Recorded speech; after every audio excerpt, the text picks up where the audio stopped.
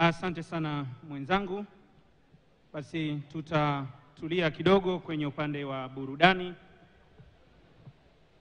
Na kwa heshima ningependa kutambua kuwasili kwake mkuu wetu wa majeshi Jenerali Charles Kahariri akiambatana na naibu wa mkuu wa majeshi Luteni Jenerali John Omenda, komanda ama mkuu wa jeshi letu la nchi kavu Luteni Jenerali David Keter, mkuu wa jeshi letu la wanahewa Meja Jenerali Bernard Waliaula, mkuu wa jeshi letu la wanamaji Meja Jenerali Paul Otieno, pamoja na msaidizi mkuu wetu wa majeshi anayehusika na masuala ya uratibu na ugavi wa rasilimali za kijeshi Meja Jenerali Rugendo.